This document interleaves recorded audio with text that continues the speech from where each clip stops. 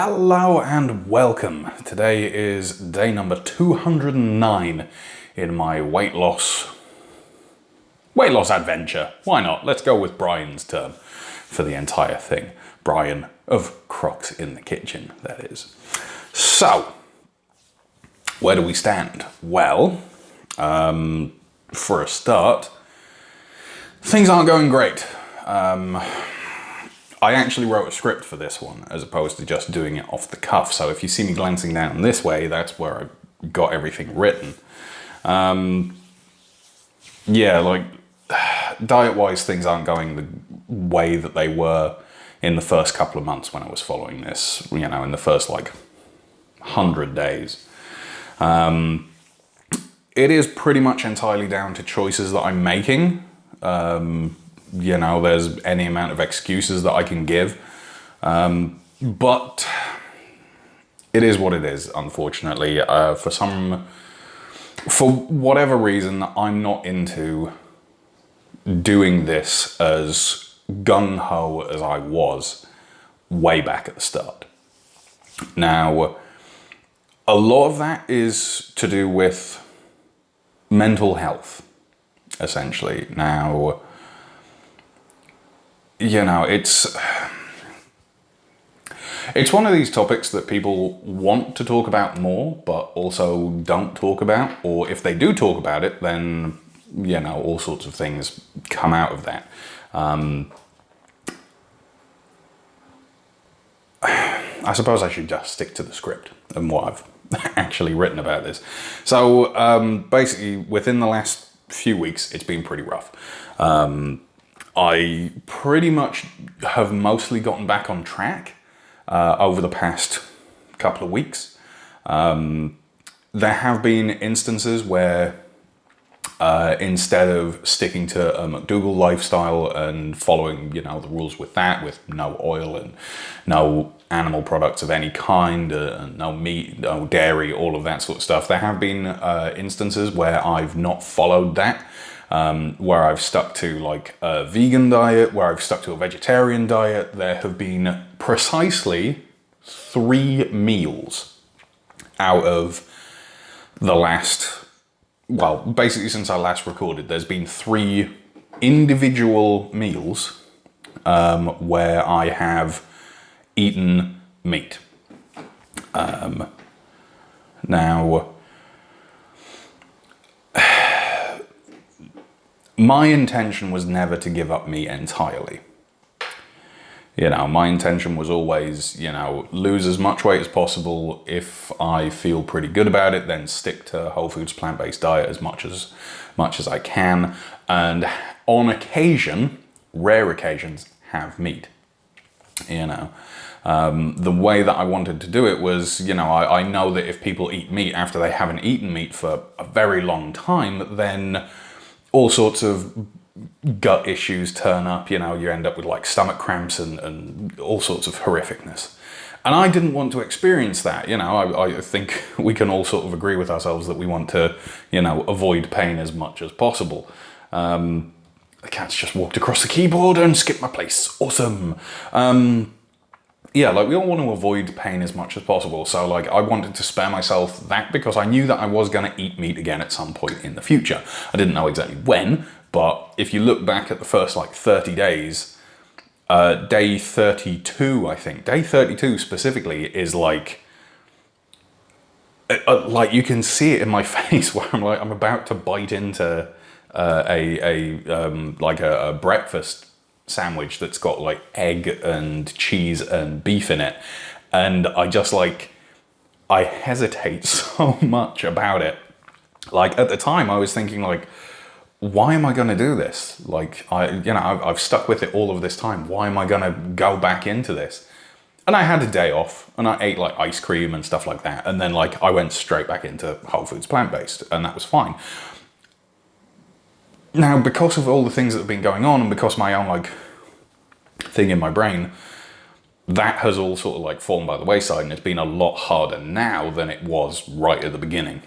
So, you know, I've gone off script again. I hate this. Right, okay, look, let's Again, click off of what the cat's just clicked on the bloody laptop here. So, here we go. Let's actually just read the script for you. And here we go. The long and short of life, currently, is that I'm in a bit of a rut from a mental health perspective. I'm struggling a lot with feeling like I'm actually worth the effort that I'm putting in, and what I'm putting myself through. I'm also struggling with the idea that the things that I'm doing are going to work, and I am actually going to lose weight and be healthier and this, that, and the other. And I know that I am worth putting the effort into because, you know, if I put the effort in, I live longer and I'm here for my son and my wife and the rest of my family and friends and all of that good stuff. But, you know, it's that thing where you know that you're worth the effort and you know you're worth the change, but you just don't feel it. And, you know, everyone has an off day, but this has been an off week or two. And with regards to, you know, keeping stuff up and making the changes, I know that it works. I've got documented evidence, actual videos, day after day after day for like 200 days pretty much, that show me that it works. I've got photo evidence of a day by day change where I've gone from what I was on day one down to what I am now. Yeah, okay, I've put on an extra couple of pounds because I've not been following stuff and, you know, like I've been eating a lot more salt and stuff like that recently. But over the past couple of days, that has been coming down again because I've made these changes with, you know, like exercise levels and, you know, just like my eating habits and stuff as well. Not even through like conscious effort, but just like trying to work around a new normal in my day to day. So there you go. I am working on it. I am trying to do the right things and hopefully like doing those right things and having these little successes every now and again is going to just like push me through that wall that I've had appear in front of me. You know, I know it's usually like a runner's term, like, oh, you've hit the wall, like, you know, you feel like you can't go on, but you just have to push through it. Well, this is the weight loss equivalent. I've hit a big brick and mortar mental wall and I'm pushing myself through it. And hopefully I'll get through it. Might need to borrow a pickaxe though.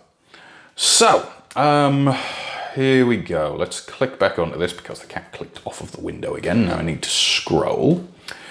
So, amongst all of this, and this is my attempt at explaining like exactly how I've gotten into this point. Like, I'm hoping that it'll come across properly, but you know, I want to try and give you the insight into my mental state currently. Like, I'm trying to be as honest with these vlogs as I possibly can, and hopefully if I can, like, if I can articulate exactly how I'm spiraling into this stuff, then I can look back on it and better see when I start spiraling into this stuff and can like push myself out of it. And, you know, in the interest of journalistic integrity and all of that, you know, that thing that's like quite rare these days, unfortunately. So, where do we stand? Well, I'm dealing with a pretty sucky mental whirlpool. That's the easiest way to describe it that I can.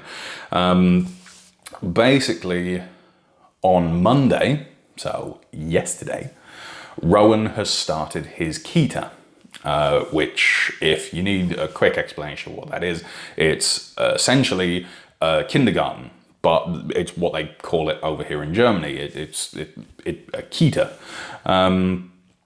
And for the past couple of weeks, it's been this whirlwind of all of a sudden getting off of this place, trying desperately to get everything organized for it, getting it all organized, buying all the clothes that he needs, buying the extra nappies and you know, like fabric markers to write his name in clothes, and new shoes that all fit, and like this and that, and worrying about how he's going to behave with the other children, and going to all these meetings about like what things are happening, and how we're actually going to work around stuff and what the days consist of, on top of looking after him all day, Sigurd going to work, all of that good stuff. Now, as part of that, at the very, very beginning, because he's never been in a Kita before, we have to do the sort of introduction period.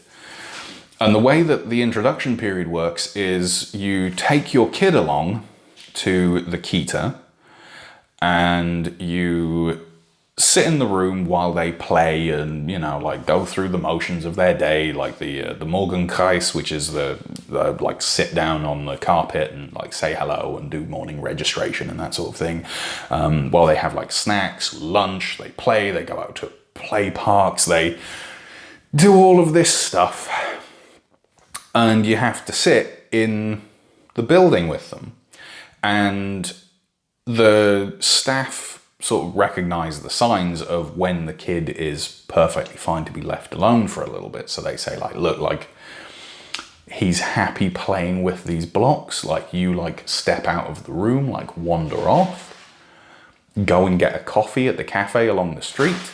We've got your mobile number. If he struggles, if he starts crying or gets upset because you're not here, then we call you. And they time that.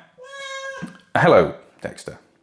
Now, it might be an hour, it might be the entire day. No one knows up until the kid actually says, like, you know, like shows through their actions they're fine without you.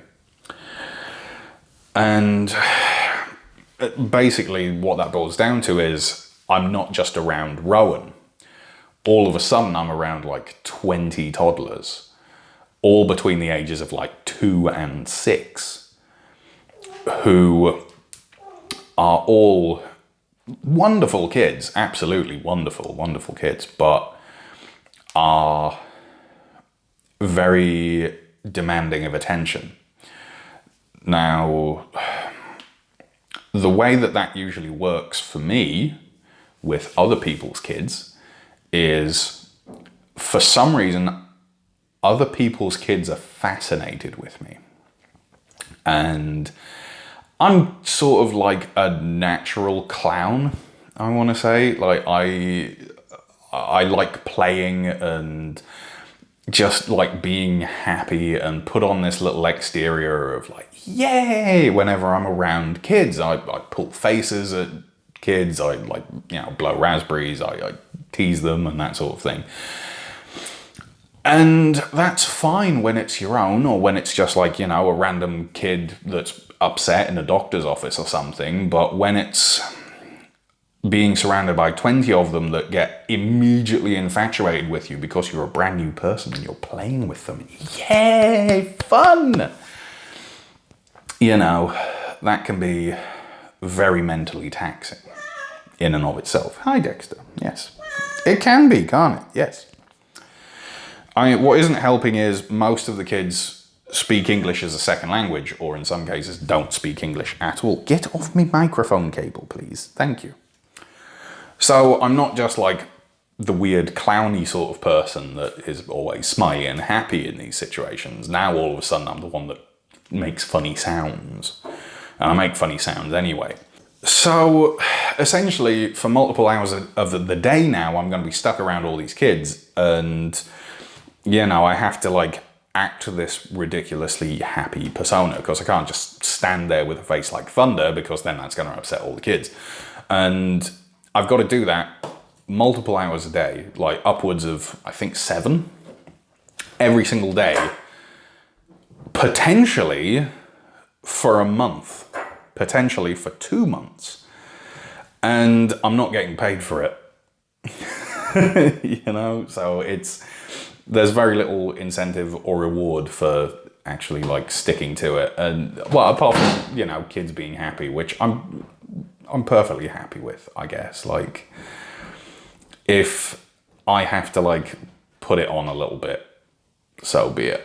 But essentially, I don't know when I'm going to be able to leave that. Will you stop trying to get the magnets? What are you doing?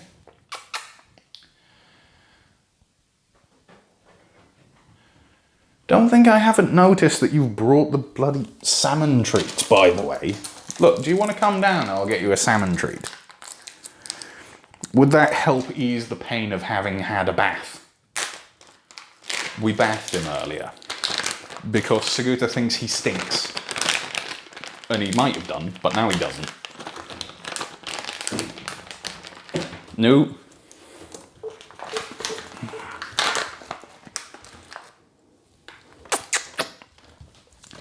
Yeah. Might have stank, but now he doesn't. And, you know, it's just... It's one of those things. Right, okay, so... Let's get back on track. I don't know when Rowan's going to be okay with me leaving. I might be stuck in there for like upwards of 2 months, going in day after day after day after day, living my life according to the children's schedule, getting like distraught because my kid isn't following along with the instructions that all the other kids are following along with. Getting stressed out that he's not listening to the actual teachers and staff in the Kita, or that he's like biting other kids or fighting with other kids. I know that the staff are there to actually like support and help them and stuff, but like, I don't know. Meh. So basically over like yesterday and today, this is my life. He hasn't been listening to the teachers. He hasn't been listening to me even, because everything's brand new and fun and exciting. So I feel like it's reflecting on me and my parenting. And that is a really hard thing to deal with. I mean, like, perfect example, I suppose. When I can't remember if I told everyone about this. I can't remember if I mentioned it in the video. So we went to a meeting with all of the parents and all the staff and everything to discuss the Kita and what the schedule would be and like how things are going to work and, you know, this, that and the other. The meeting started and all the kids are just like sat in the middle like playing and stuff like that. And all the parents are sat around the outside of this big circle on like adult sized chairs and, you know, it's all good. The Kita-Führer, Kita-Führerin, the like leading lady of the Kita or of the business, stands up and starts telling us about the Kita and everything. And the moment that this happens and all eyes are on her and the room is entirely silent, Rowan wandered over directly behind her to her vacated chair and put his head through the back of it and got stuck. Like, by, you know, big ears. So immediately, every single parent is now like, eyes on me. Because my kid's the one that's gone and got himself stuck. And he's like, you know, freaked out pretty instantly that he's stuck. So you know, we have to like, me and Saguta have to go over there and like free him, this, that and the other. And it's just like,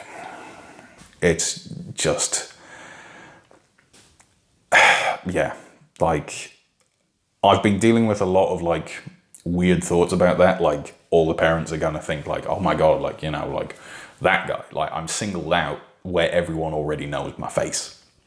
As opposed to, you know, like I'm learning people's names now. I'm sort of going up and like, oh, hi, my name's Martin. And you know, like, tell me about you and tell me about your kid. And this is my kid, etc.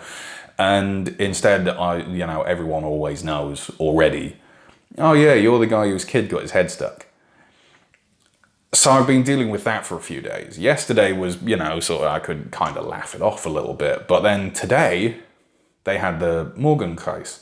The you know, like the thing where they all sit down on the carpet. And there was like two kids that had a bit of a cry because they were being taken away from the toys and sat on the carpet. But then the moment they were on the carpet, they recognise what's going on and they just like sit there. Rowan didn't behave, let's say. It's like Rowan basically just like ran off through the center of the circle, clambered over the climbing wall thing that they've got built, and started stomping on some hollow wood so that it made like a really big noise, like a big thumping noise, and then ran back again through the middle, grabbed some toys, ran into the middle, and then through that, and got to a point where he sort of came near me and I swiped him up so that he would like sit still and at least, give the impression of paying attention. And while all of this is going on, I can't get in because there's, all these kids around my feet, and I can't move because of all these kids around my feet, and all the parents who are sitting around with their kids are just staring at me, like wanting to know why I'm not doing something, and I can't do anything. And obviously all the staff are around as well, who are also now sort of getting an idea of like what's going on.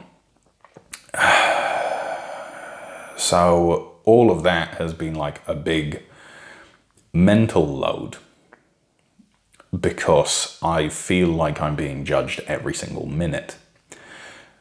And it's not like, putting a video on the internet and, like getting judged for that. I'm perfectly happy with that. There's like that level of separation there. But this is people that I have to see physically in person every single day for potentially the next 4 years. Like up until Rowan leaves Keita. If he's still in the same Keita, 4 years.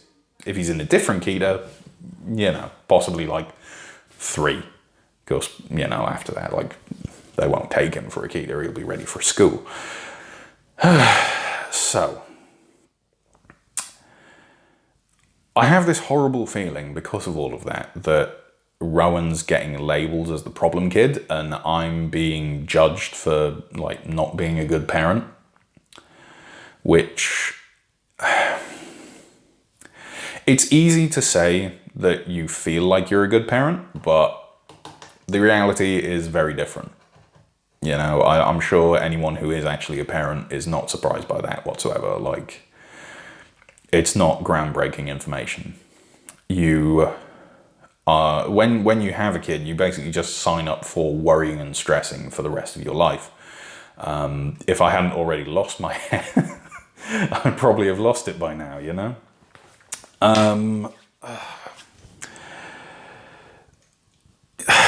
Yeah. So I've got that.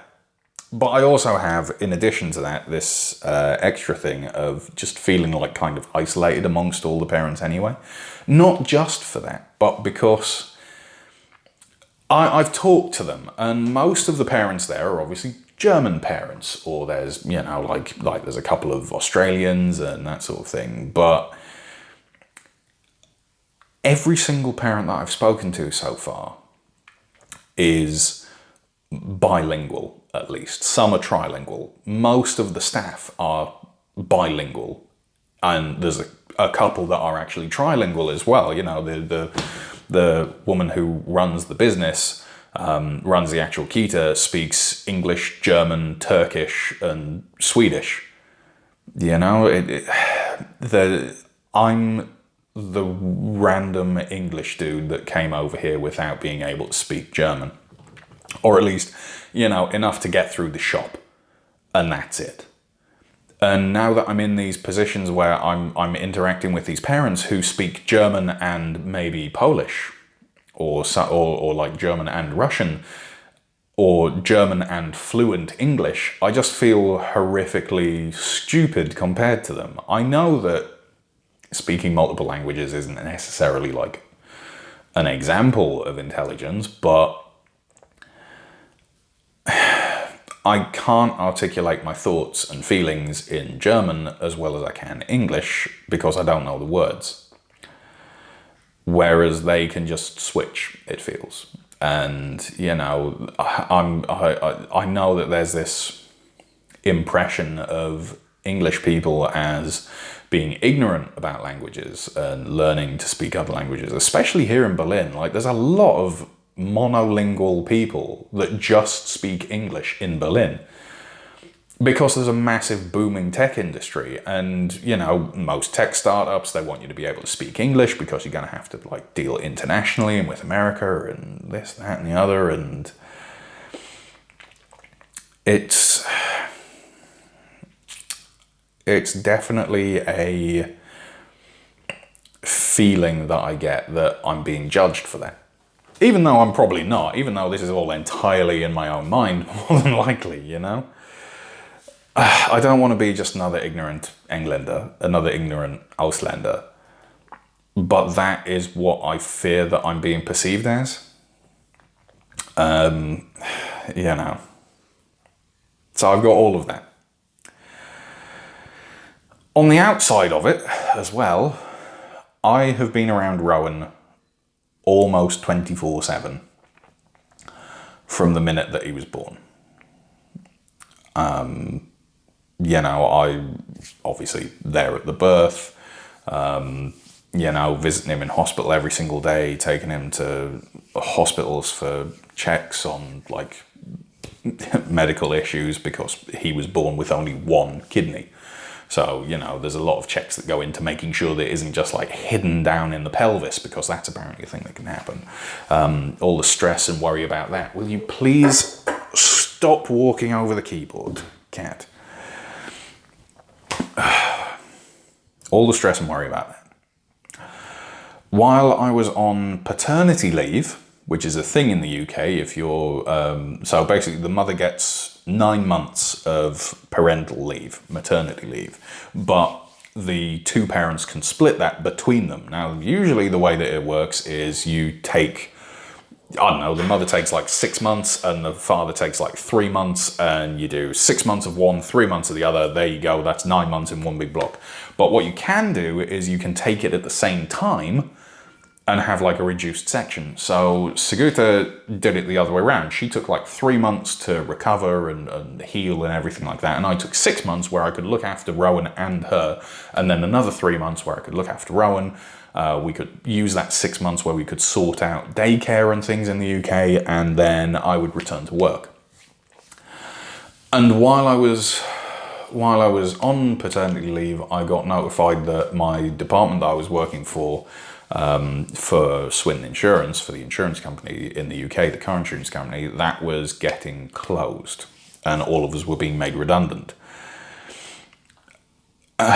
Which, not great. I think we can all agree. But essentially, what would have happened with that is childcare in the UK is around about £1,100, £1,200 a month. My wages were about £1,600 a month. Now, that was at the job that I'd been working at, and I'd been working there for like 2 years. I'd had like a couple of pay grade increases. There'd been some like all across the business pay rises in line with inflation and extra bonuses and this, that, and the other. And that was ending. And I'd already put feelers out when I'd heard that I was being made redundant to the other insurance company, the large insurance company, Liverpool Victoria, that's based in Bournemouth as well, or has like a big call centre there. And was basically told that my experience in what I'd been doing and my qualifications in finance and accounting that I pursued wouldn't do me any favours. And they would just start me run-of-the-mill, normal line call centre where I would only get around about like 1,000 a month, 1,100. And that would be 8 hours a day of answering the telephone to probably complaints, because I've done a lot of complaints work before. And I just didn't have it in me to face all of that negativity. And, you know, complaints is very much like solving problems and helping people, but with car insurance and things like that, you have a lot of anger and a lot of emotion, because sometimes people are calling you literally seconds after they've crashed their car, and you know they're sort of upset about what's going on and this and the other. And it would be yet another job where I would get paid a minimum wage, like the lowest wage that I could be, for having people scream at me and blame me for things that weren't my fault. And I would be tied to scripted answers. Like I would be about as much use as a robot. And I don't want to do that again if I can help it, because it's a very soul-destroying job. I've managed it before. I've worked in places before that have been absolutely fine. When I worked for Npower, for example, when I was taken on, we weren't like a complaints department or anything like that. What we would get is we would get a ticket through, that just like a little email that said, this person asked for something to be checked. Can you do that? Go in, check it, find everything. Yeah, it's all good. Post out a letter. And like a bill that showed that everything had been done right. And that was perfection. That was fine. That was great. That was wonderful. But then over the course of like 6 months, all of a sudden we got expanded into having to do the same roles as 3 other departments. Didn't get pay increases, and then they slapped complaints telephone calls on us as well. So we were starting to get telephone calls from people that were really, really angry because their bills were wrong and we were charging them like thousands and thousands of pounds. Or someone had died and we'd sent out a final reminder bill or something like that because we hadn't been notified correctly, or all these other things. And it was absolutely soul-destroying having people lose their temper at you constantly when all you're doing is trying to help out and you're trying to fix things. And yeah, sometimes there had been an error in the bill in their favor. So you had to break the news to them on the phone while they were angry that yes, they are angry, but actually we were doing things much better than we should have done, and now they owed like a couple of extra £100,000 or something. So the job was fine up until they started adding the telephone calls into it. The job that I was doing most of the time at Swinton, you could send out a letter and it was fine. And then they added in all these rules about telephone calls, and you had to go through like specific scripts, and you had to do this and you had to do that, and you had to like accept calls and all of this stuff, and you weren't allowed to transfer a call and you weren't allowed to end a call. And so the phone's cut out. I don't know exactly like when it got up to. So yeah, like basically the long and short of all of this, I don't know exactly what point it cut out, but when you add telephone calls to an investigative role like that, when you say, oh, well, you guys can do this too, that job goes from being hard but manageable to insanely hard and soul-destroying. I honestly don't think any single person that's watching this is in a position to, sort of do anything about that. But in my experience, if you're trying to do a job where you're involving upset people, it's possible to deal with those people, but you have to be of a very certain mindset and ability to thrive in that, as opposed to just manage. And I can manage and I can do pretty well, but not necessarily thrive. And after a while, the constant resentment from people that you're trying to help just weighs on you and weighs on me. So, where was I with all of this?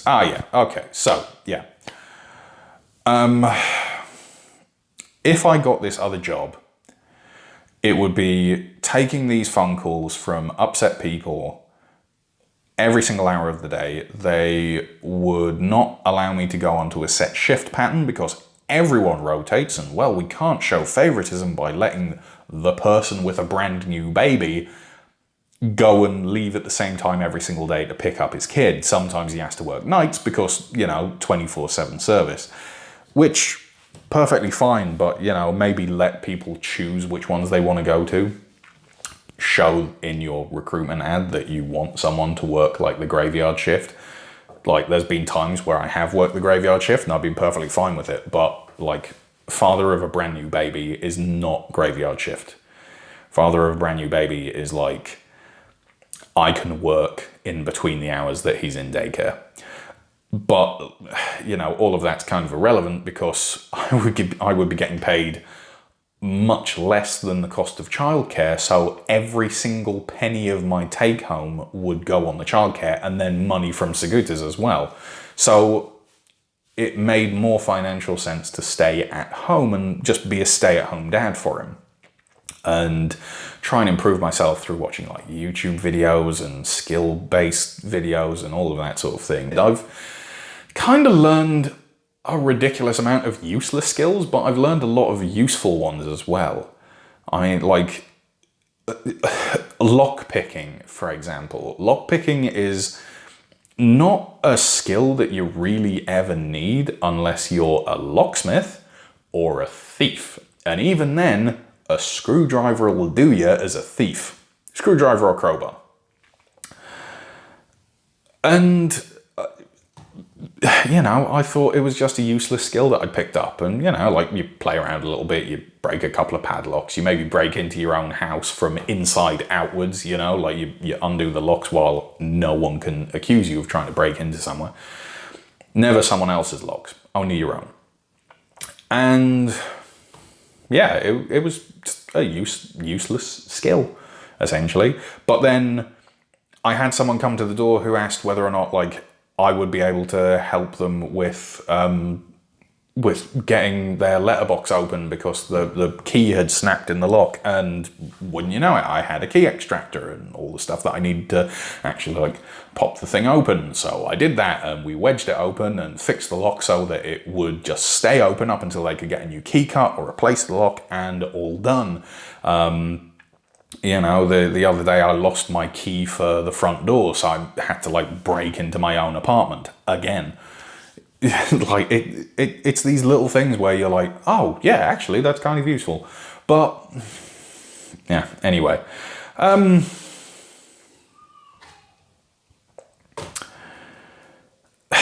Look, long story short, let's get back to a script, because why not? The longer that I'm doing this, the more that I'm waffling on. My entire life, pretty much day to day, has been dictated as looking after my son for the last 3 years. And I haven't really had that much time to develop myself or, pursue my hobbies. Like I've done a little bit of painting, I've done a little bit like DIY and this, that and the other, but it's never been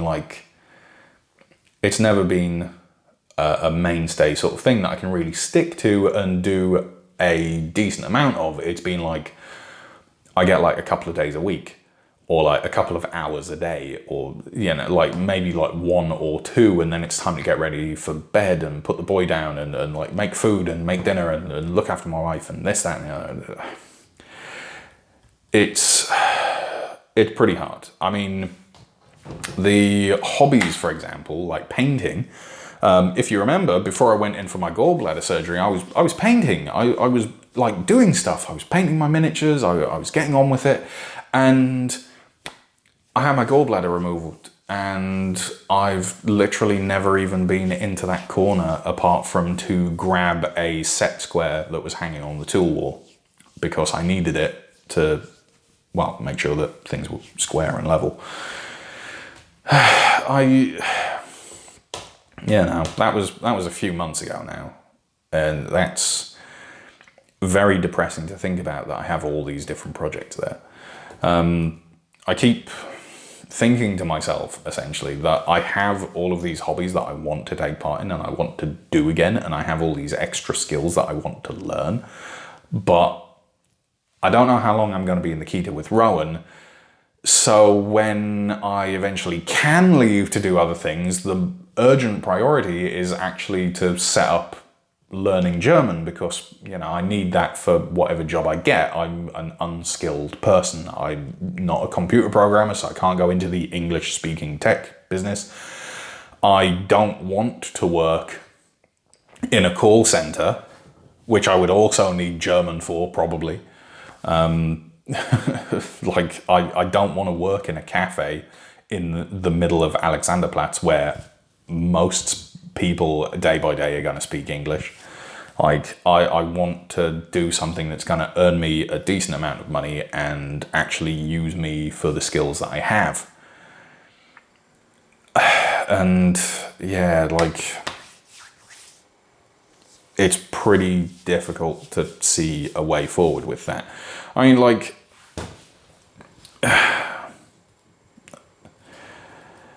I skipped ahead a lot.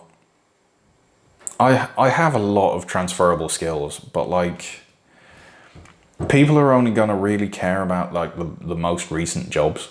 Like, the most recent ones are the ones that I'm going to be able to market. And those are working in credit control, which essentially is chasing people for money and, you know, getting yelled at quite a bit. Or working in a board game shop. Or like, well, working in a cult and movie entertainment store. Cult and entertainment store. I think the tagline is for Forbidden Planet. And that essentially is like, you know, the credit control job was 3 years ago where I had my most recent experience of it. My experience with working in board games and anything like that is from 5 years ago now. That's an awful long time.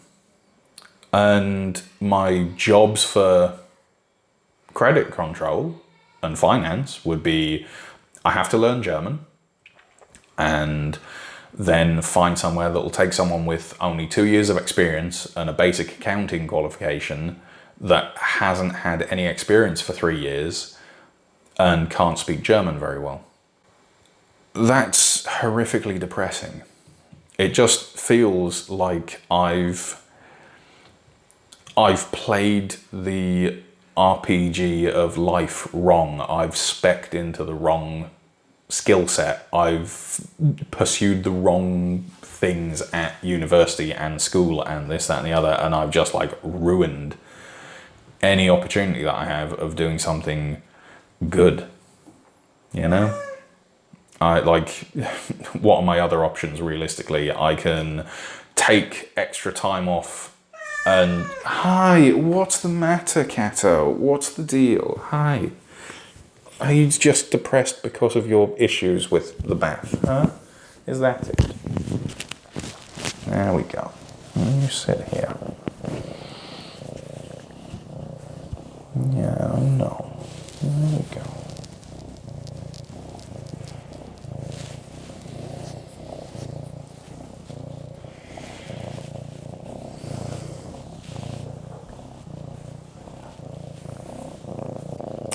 I think I might be able to speak, maybe. So, I could take more time off. I could remain outside of things, and with these hours in the day that I have available to me, I could try and take one of my board game ideas that I've come up with through to a prototype. Or at least like a better prototype than what I've got anyway. Now, it is possible, but then it's even more time off. And that wonderful internalized like work ethic thing that's been pushed into people of my age for decades. You know what? I'm just gonna pause this and I'm gonna go and deal with Rowan because I can hear him screaming and crying. Right, I'm back. Hooray! To you know, be good at this point is like, oh great, my battery's dying on my phone now. Yeah, it's just this giant swirling mess of self-doubt and feelings of disappointment and inadequacy, and add in all of that to the fact that I'm struggling to get back like to 100% on a McDougall diet and the McDougall plan, and like I feel like I can't champion it as much as I would want to because I'm not following it 100% at the moment, even though I know it's entirely born of like all of these struggles that I'm having, and it's just like that feeling of inadequacy is like feeding into itself. So like I feel inadequate because of all these jobs, so I don't look after myself as well as I should, which means that I don't eat the things that I should that make me feel better, which then I feel inadequate for not eating the things that are right, and then that just makes me feel even worse, and then I still fail even more at